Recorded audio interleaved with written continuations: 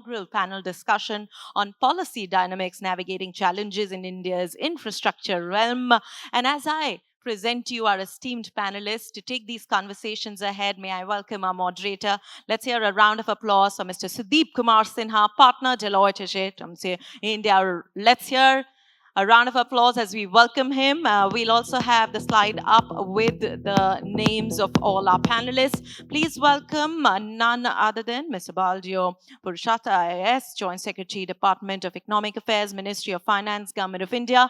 Privileged to have you join us, sir. Let's hear a round of applause as we are joined by Mr. Bhushan Kumar, Joint Secretary, Sagarmala, Ministry of Ports, Shipping and Waterways, Government of India. As I welcome you, I'd like to request you to please take a seat as per the images on the screen if possible. May I also welcome Mr. S.K. Nirmal, Secretary General, India Roads Congress. Please put your hands together as I present you Mr. Ajit Gulabchand, Chairman and Managing Director, Hindustan Construction Company. What a pleasure to have you amongst us, sir. May I also welcome Mr. Paramasivan Srinivasan, Managing Director, Afcons Infrastructure Limited. It's a delight to have you amongst us. We'll also be having with us Dr. Surendra, Ahirwar, Joint Secretary, Logistics and Trade, Ministry of Commerce and Industry, PM-GatiShakti, and National Logistic Infrastructure Policy, Government of India. And as we look forward to this very, very interesting panel discussion of about 40-45 minutes, the last 5-7 minutes being for our wonderful audience to interact. Sir, all yours. Thank you very much. So at the outset, I would like to welcome all our esteemed panelists for today's discussion. I think I'm personally very excited to have such veteran industry professionals and policymakers amongst us. We will be covering a wide range of topics today. First, as to how to continue the momentum that we've already achieved in the infrastructure space, and many other important issues like financing, technology, capacity, sustainability, safety, amongst others. So I'm sure all of us will be greatly benefited from the insight of our panelists today. So without further ado, let me start with you, sir, Mr. Baldeo Purushartha. Sir, private sector investment is going to be very crucial to maintain the momentum that we've had so far. So can you throw some light as to how you see the road for public-private partnerships? How do you see new innovative financing mechanisms going ahead? I think all of us would be very keen to understand the DEA's view on this. Thank you. Thank you very much. I think how much time I have for, because there's, so many things to talk on this. I have to I think this is a keep very limited important, to the time given. Sure, I think this is a very important subject. I think we can right. proceed. Oh, thank you. So, well, I need not tell anything about the importance of PPP in developing infrastructure. I think it's well established.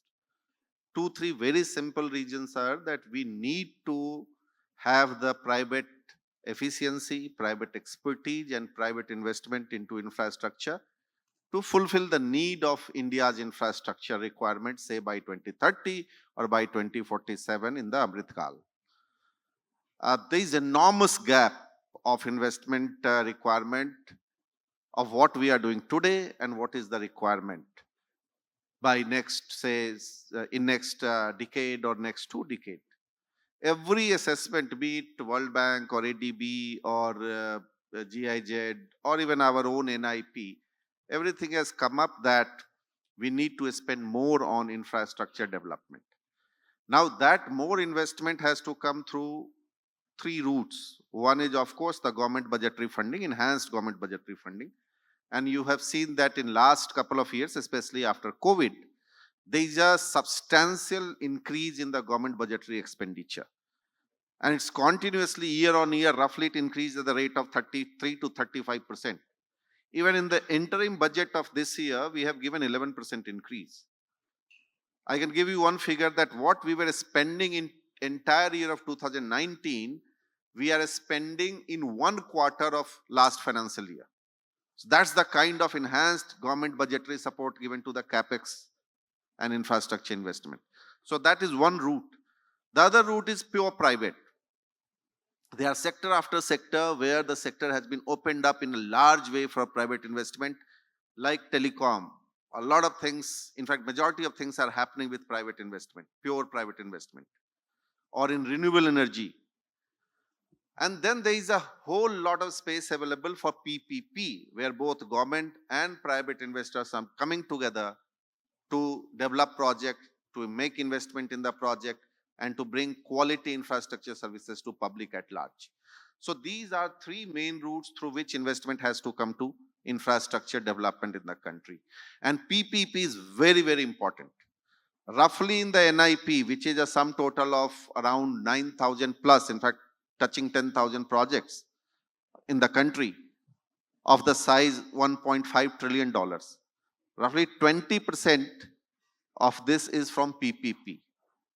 And we want to increase it further. The scope is at least go from 20% in next couple of years to 30%, 35, 40%. Unless this money comes into infrastructure development, our goal of having quality infra services is not going to be fulfilled. And therefore, you will see that ministry after ministry is coming up with quality project, quality schemes, improving or providing the good opportunity for private investment to come in. Be it Sagarmala, be it Bharatmala, be it Udan scheme, or so many schemes in every infrastructure sector. These things are happening. At the DA level also, we are doing a lot of things to improve the total ecosystem, make the quality framework, provide the level playing field for infra investment to happen through PPP or otherwise also. So on the infra financing side, a lot of reforms has happened. We have come up with new DFI, NAFED, such DFI of enormous size to give the boost to infrastructure financing.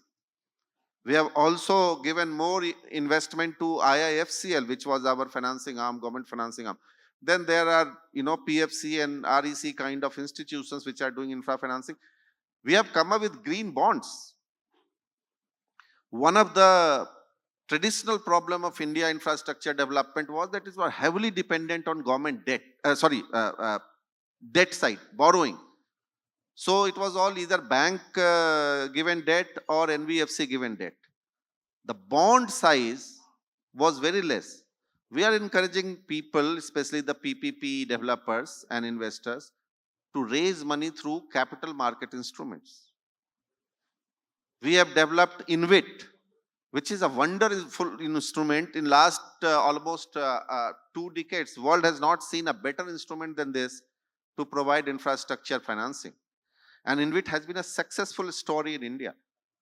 The 2 PSU InvIT, NHI and PGCL, has raised very good amount of money at a very good rate. And the return to investors are also very good. A couple of years back, we made InvIT as an instrument is there 2012 onwards. Couple of years back, we made some changes into that, some legal changes, given a better opportunity from them to prosperous. And now there are 17 registered InvITs. Out of them, 12 are raising money. And the total fund raised by these 12 InvITs are more than 80,000 crore rupees. So it's a very, very good experience and achievement. So that is one side, infra financing, promoting municipal bonds. You would be surprised to know that even smaller cities, a lot of cities have in recent years have come up to raise money through municipal bonds, which is being used by municipalities for infrastructure development. So that is one side. Other side is to promote the PPP by providing them enough required support like viability gap funding, where a project which is economically desired but commercially unviable, we give viability gap funding to those projects to make it commercially viable. And there are very good examples coming under this. Projects and PPP projects are coming because of this instrument, which were never thought of happening in the areas in which they are happening. We are getting proposals from hilly and difficult districts of Orissa to set up good quality healthcare projects under PPP because of this scheme. We are getting projects. Now J&K is thinking of putting the largest amusement park in the country in Srinagar because of this scheme. A northeastern state like Tripura is thinking of taking up a lot of quality infrastructure project, including healthcare infrastructure project, because of this scheme. So it has seen a tremendous success. And now a lot of social schemes, social infrastructure scheme, water, sanitation, solid waste management, health, education are coming up because of this help and support provided by Government of India. Hostels are going to come up. A lot of hostel projects are being received for this scheme, where the universities and colleges are going to provide affordable hostels to students. So then we have come up with India infrastructure, a project financing scheme, where we provide money to take up the burden of transaction advisory costs from the project sponsoring authorities. There are many project sponsoring authorities in the country, very small, a small municipal corporation, no money, or a very small government entity having no money to hire a transaction advisor to structure a good project. Under this, we are providing help, and a lot of projects are getting now in a bankable and viable form, which is getting success. So these things are happening. And the third side is the capacity building. For infrastructure projects to happen, be it in PPP or in government budgeted, government budgetary supported schemes, one of the major requirement is that the people who are developing those schemes are capable to structure a good scheme. People who are going to appraise those schemes, people who are going to invest into it, for both government sector as well as private sector. We need to develop those capabilities in us, which makes a project successful, which stops a project from failing. And Government of India has come up with a massive capacity building initiative to build this capacity among its officers to develop a credible, bankable, viable infrastructure project, including PPP. We are also in the DEA, we have set up an infrastructure finance secretariat, which is looking after a lot of infrastructure development work, including PPP development, where we develop courses for all. We have developed a e-course on PPP in collaboration with Baldeo, and this is open for all. Private sector people can get registered. It's a free course. Private sector people can get themselves registered, do the course, get the certification, build the capacity. Government sector can also join and build the capacity. So it's open for all, government as well as private. So these opportunities, PPP opportunities, are immense in our country. I would say there is one saying that I will quote just last 2-3 couple of data points and then I'll end. One, data point which is coming, that in the India of Amrit Kal, there is still a lot of urban infrastructure to be built up. In fact, somebody says that 75% of the urban infrastructure is still to be built up. So there is an immense requirement for urban infrastructure development, which cannot be possible without PPP. Then there is a large scope in infra development through PPP in all core infrastructure sector, transportation and energy especially. Road sector, you see, more than half of the projects are happening through PPP. More than half. And that is why in last couple of years, road per kilometer road construction has picked up like anything. Now every day we are breaking the record. That is because we invited the private investment and efficiency. Yes, today it is happening more on the in the HAM model, and we are working to invigorate the system to the extent where BOT is going to be the main form of PPP development. Similarly, if you see the port sector, almost entire port development is happening in PPP mode. The Ministry of Shipping has already decided these ports are going to be developed in landlord model, where the port authority is only going to develop the common minimum infrastructure, and rest berth development, other things, services are going to be provided by PPP or private partners. In civil aviation, we have seen the success of PPPization of many airports, and the quality of services has gone up like anything. Now we are competing with best in airports in the world, and all the time getting one of the best or the best service provider. So it's happening every day. But that doesn't mean that everything is done. There is a lot of scope for work to be done. One problem which I see today, that there is a much more comfort or on the private side to take up the brownfield projects, brownfield infra project, national monetization pipeline. If you remember, it's getting very high level of success. But there is less comfort in taking up the greenfield project. It's a challenge for us how to promote that. Although there are various success examples, but it's still a challenge. Then land acquisition, providing land in time and getting clearances in time is still a problem. There are scope to further improve it, make it so easy and make it so in time, approval getting, that these things do not delay in cost and time overruns. So there are problems, but there are challenges are everywhere. It's not that no time will be time without any challenge. Today we are doing, it is opening up new vistas, but it is also bringing new challenges. With that, I'll end. My only, last thing to your question is that PPP is going to be a mainstream mode of infrastructure development in our country in coming years. Thank you. Thank you so much, sir, for such a detailed answer. I'll move on to Mr. Bhushan Kumar. Sir, the Sagarmala program is nearly completing 10 years now.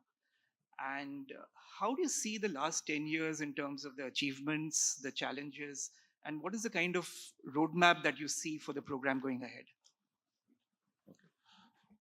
Good morning to everyone. First of all, thank you for inviting me here.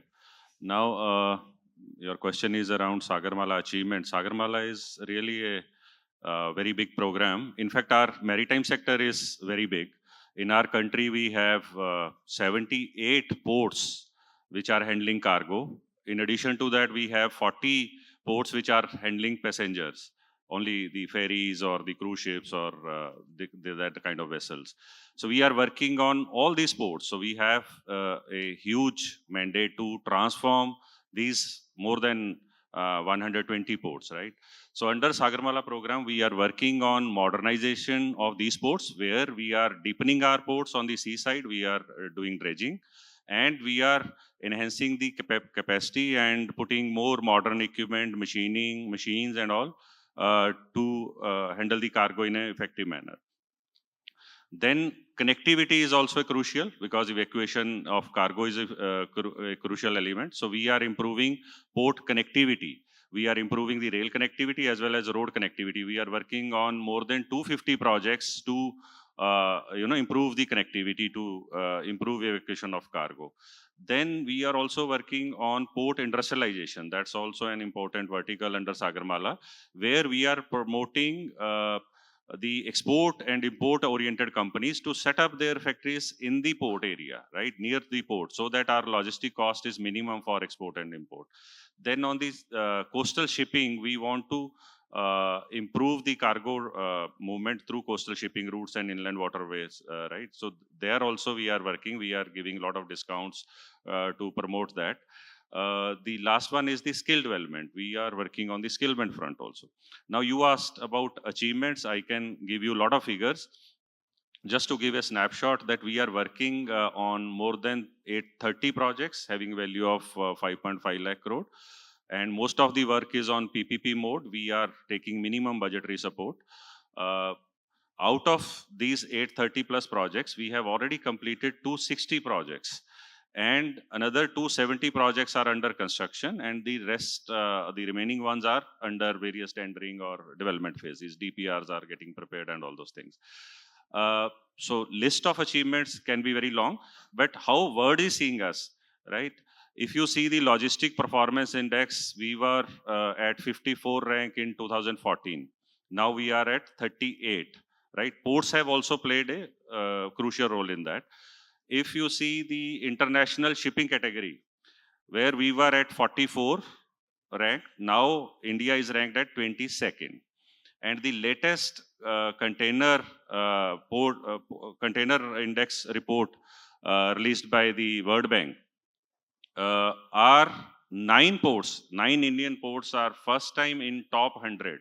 Out of 430 ports in the world, our 9 ports are already in top 100, and one port, Visakhapatnam port, is among top 20 for the first time. So I believe all PPP initiatives, all infrastructure improvement, connectivity improvement, that has led to these kind of achievement, which are recognized by the global players, right? So I can keep on listing this achievements, but I'll stop here because other panelists will also have to speak, right? Thank you. Thank you so much, sir. I'll move to Mr. Gulabchand. Sir, as a veteran industry leader, what are the key sectoral trends that you see? What are the key sectoral trends do you see? And how do you see the private sector evolving in terms of the maturity and capability curve going ahead in the future, sir? And as Sir gets set to answer that wonderful question there, let me also extend a very warm welcome and add to this very interesting panel discussion on policy dynamics. Dr. Surendra Ahirwar, Joint Secretary, Logistics and Trade, Ministry of Commerce and Industry, PM-GatiShakti and National Logistic Infrastructure Policy, Government of India.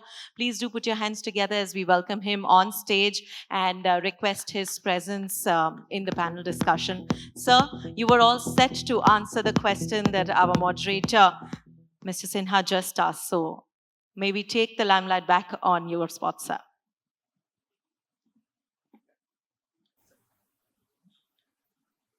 Well, it's most heartening to know from those in government that today, when the government begins again work in its third term, is still so enthusiastic about infrastructure, proud of the achievements they've done, and are outlining what are the things they are now planning to do so as to bring about a transformational change in our infrastructure in the country. This is absolutely essential because the mind-boggling amount of infrastructure we have to build requires this kind of spirit as well. While we can go on listing the number of things that are required, I thought I would point out to a few areas which can be dampeners or which, if improved, can give you great results on one side. Second is, you need to build capacity, as Mr. Purushartha said. Capacity is not so easy to build. It's not just about building companies that will do the job. It's not about having equipment that will do the job. But what about the people, the resources that are required, the skill and competent resources required to do this all also is going to be a great challenge for everything. So from this point of view, what can we do to improve capacity so that we can meet these challenges is going to be the basic troublesome factor for the next 30, 40 years. But it's more essentially in the initial years, because this is where you'll have to build it. And whilst we have achieved a lot, I think we are still woefully short of what we consider as the capacity needed to deal with this huge infrastructure challenge that confronts us. So from that point of view, we have to think in terms of what is stalling this capacity building. One of the important things is that we need to have a large amount of skilled workers. And the skilled competency, today itself, the L&T chairman, Mr. Subramaniam, has said that we are short of 35,000 workers. It's just one such thing. He's spoken. Others have not spoken. So there is a big requirement of resources at the worker level, at the engineer level, at the financing level. Second capacity that we need to look at is that if you take the infrastructure you're building, and if you want to provide the bank guarantees by the concessionaires and contractors that will build that, then you will find that the percentage of capital allocated to guarantees by the banks of India are woefully inadequate. And on the other side, you have government demanding guarantees for 10 years. You want a period of after completion of the project to take care of the project and give the guarantee for it for 10 more years. Now, when you go on adding more and more such safety clauses, you're going to demand more banks. And then banks will start finding that it is not worth their while giving these guarantees. How are we going to deal with this? This requires dialogue between both private, public sector, and the lenders of this country to come up with a solution. What is adequate guarantee, performance guarantee? What's an adequate guarantee for warranties afterwards? And come to some conclusion and therefore build capacity there so that people will find the money required to finance the projects. The next important thing is that we need to look at our own ways of doing our detailed project reports. They begin very early, they get delayed in the process, and by the time the job actually comes out, lots of things remain hidden or they've been worked out too early and do not represent the costs of doing things today. And so that becomes a big impediment when the work construction actually begins. So I think we need to have ability to build detailed projects report of quality and on time so they reflect the true prices. There's one more thing that this affects. The detailed the project report is what in a PPP project the government would finance in case they foreclose a contract or a concession. But the difference between the price that has been bid for the concession and approved by the lenders engineers also, that gap has to be given by the sponsor. So we have to then look at the way we are going to build will have to be with resort only to the project.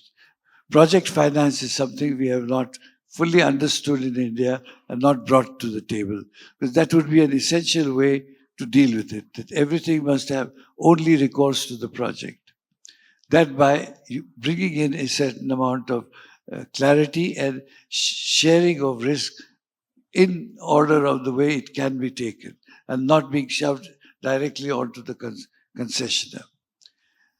These are some of the things. The other side is, if you will notice that barring a few exceptions, many foreign companies are not working in India. Sometimes in the construction part, yes, but certainly not in PPP. And we need to ask why they're not coming.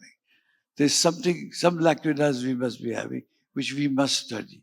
And therefore, I'm not saying therefore bring in foreign companies and don't give Indians job. No, I mean that when they start coming, you know that your project contracts are right. The share risk you're asking people to share is balanced. And therefore, it's a test also for you whether your rules of doing business are fair enough or not. Recently, the finance minister has issued on arbitrations.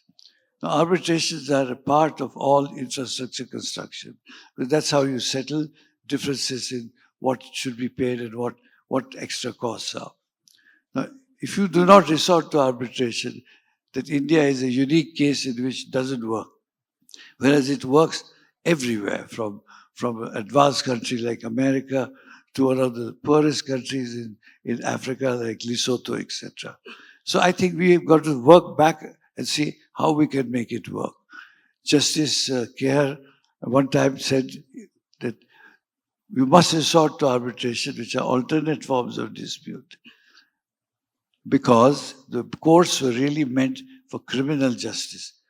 And so don't take up the court's time for these things.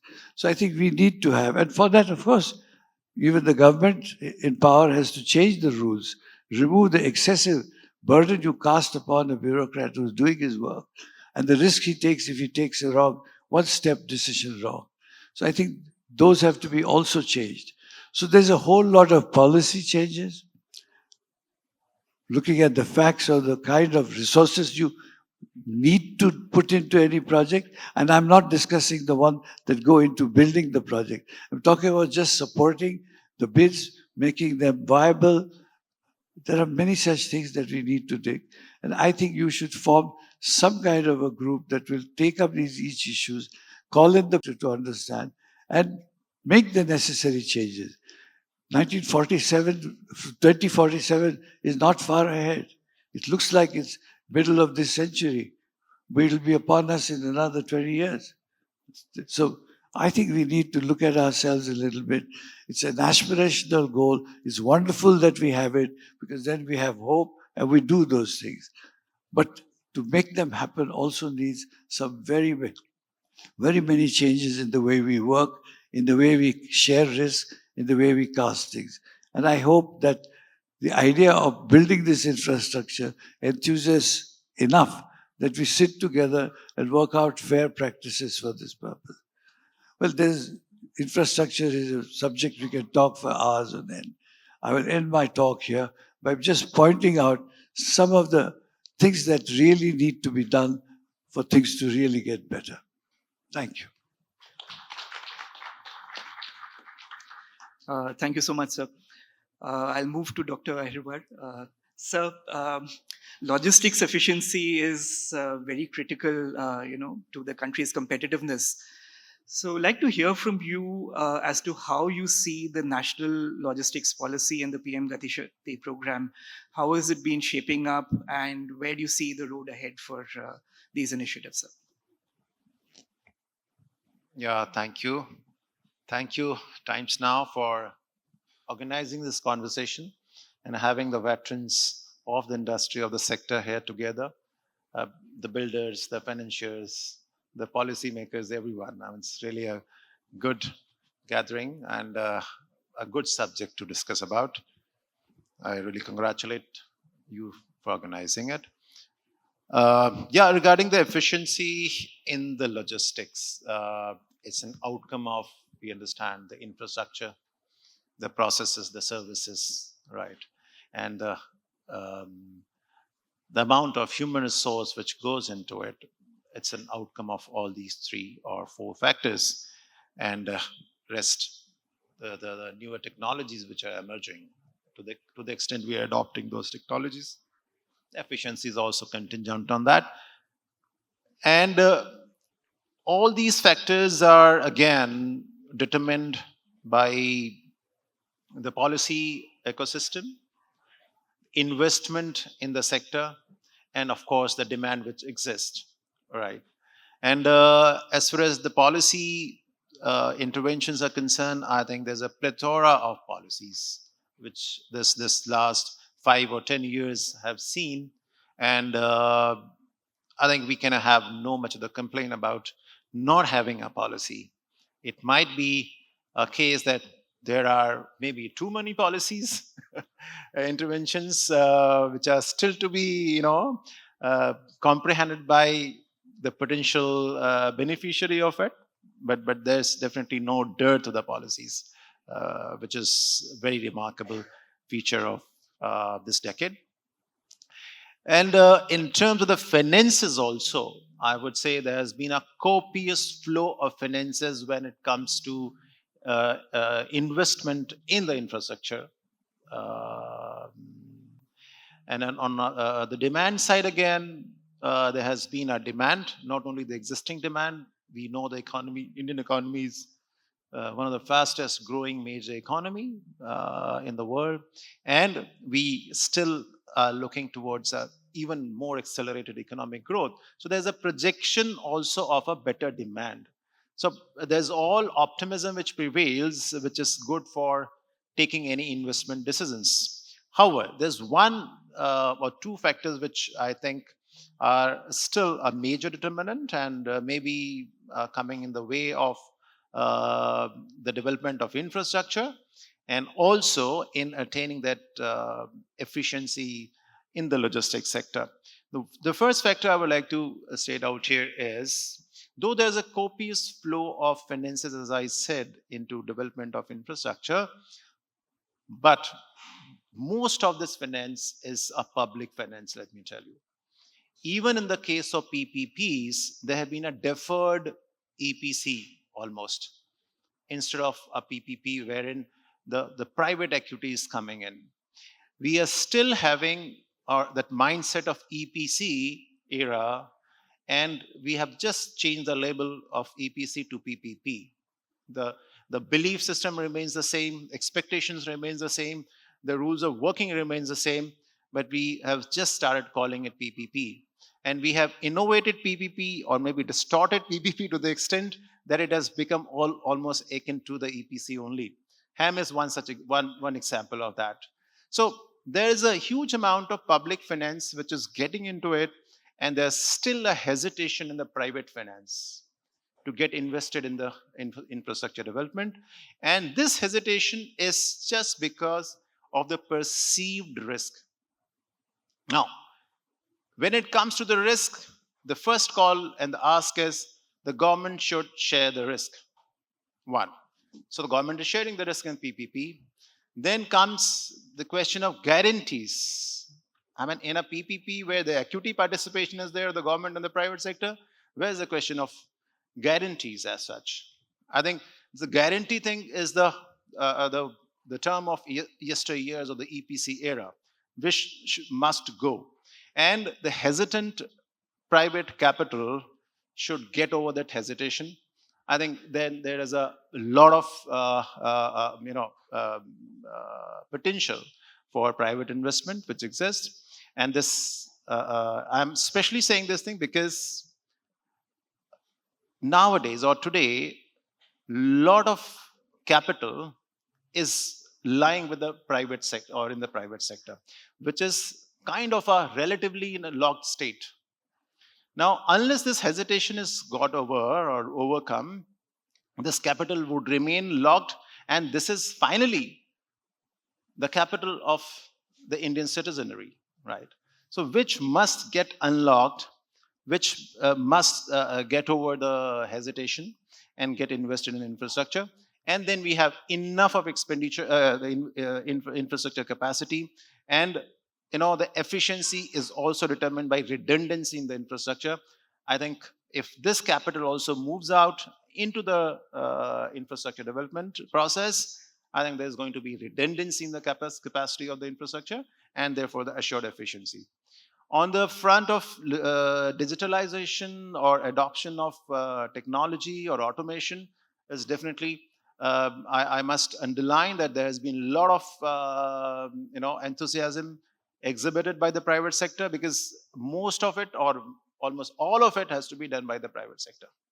Though the government is playing a catalytic role or an initiator's role, and have developed a couple of platforms like Mr. Bhushan must have mentioned, or in this sector there has been a development of National Logistics Portal Marine, which is putting together all the systems in the port ecosystem, the port community, and it is also connecting to other modes of transport. In addition, there's ULIP, which has been launched by the government through NICDC and NLDS, the organizations, the public sector and the company undertaking of Government of India under DPIIT.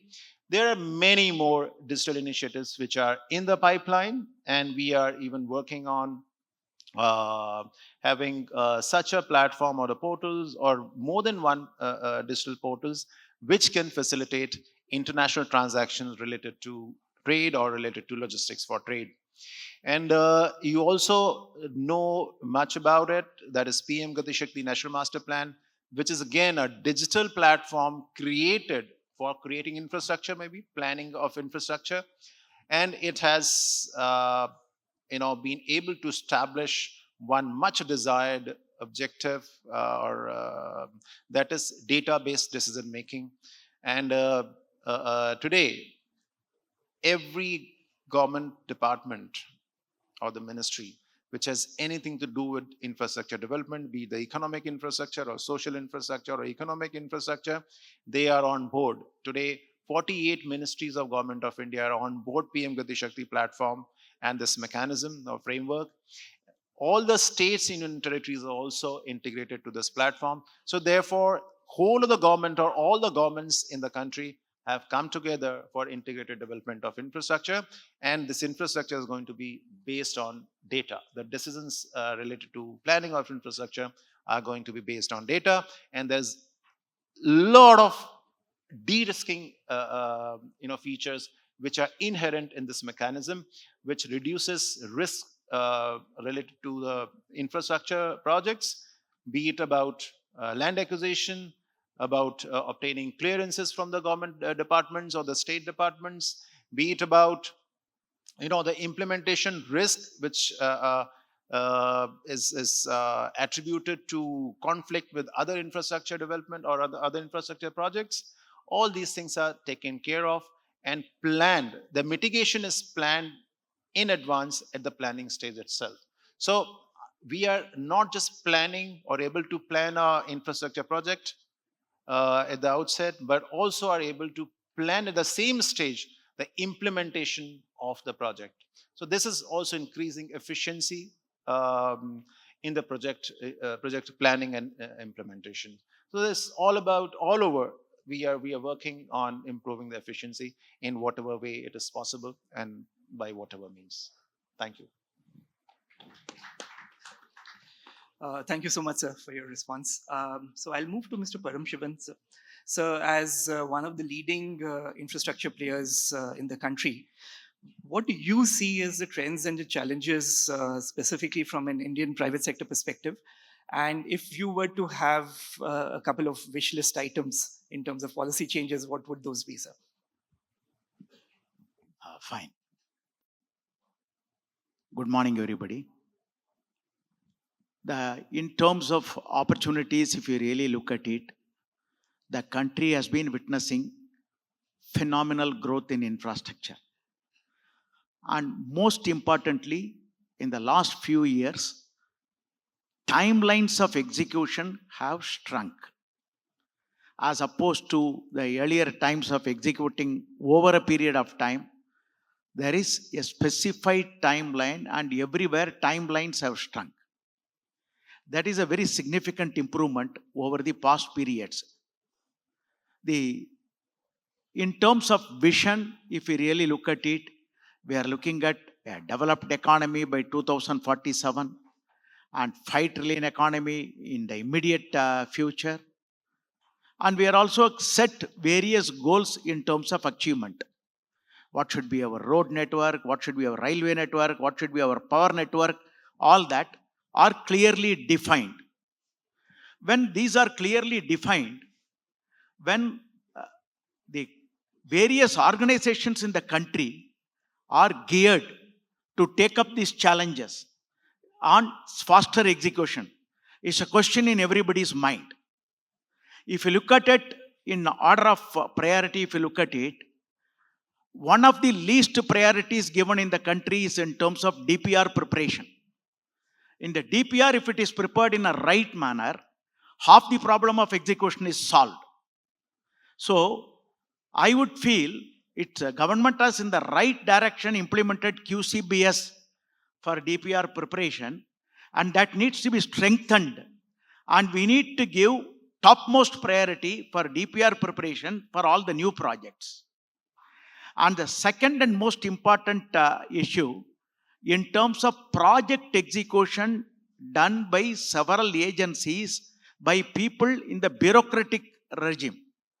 I would put it, they are not that much exposed to project execution, barring exceptions. There are some bureaucrats who are really great in terms of project execution. So we need to give to specialized agencies the execution of a project instead of being run by departments or by similar agencies.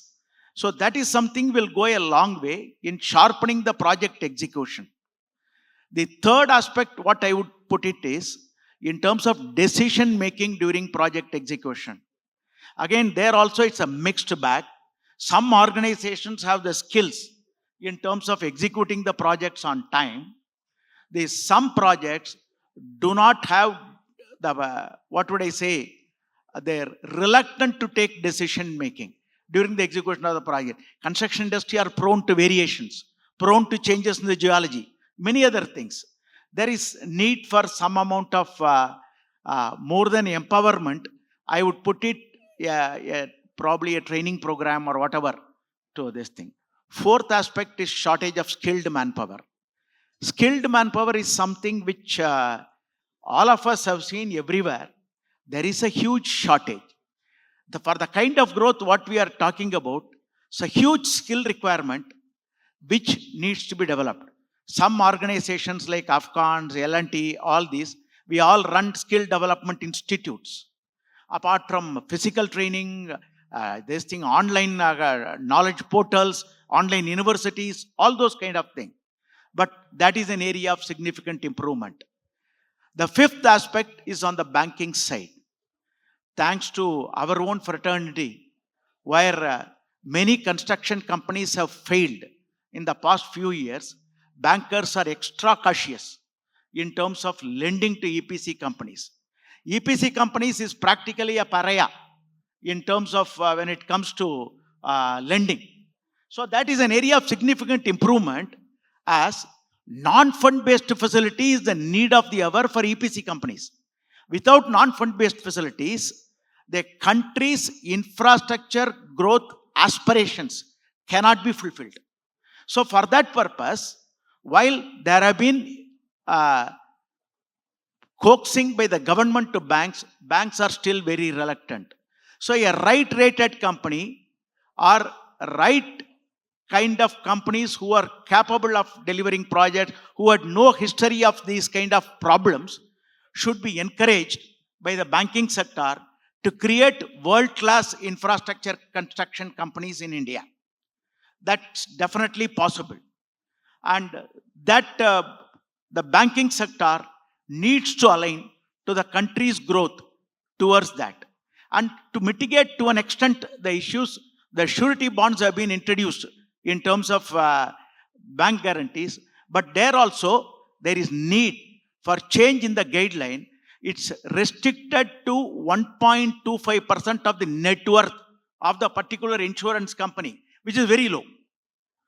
That is something which we should look at, 15 times of the net worth. Fortunately, the 500 crore limit which they had originally set has been removed in the surety bond. And in the process, surety bond issuers in India are very reluctant to issue surety bonds in spite of government relaxation of guidelines. So that needs to be addressed. The sixth issue, which our colleague Mr. Ajit Gulabchand has already covered, is in terms of dispute resolution process. If a dispute resolution process starts in India, that's a nightmare for the construction company. For the simple reason, a dispute resolution process, thanks to an amendment in arbitration, now it is 12 months or 18 months and arbitration is done. Earlier it used to be several years for an arbitration.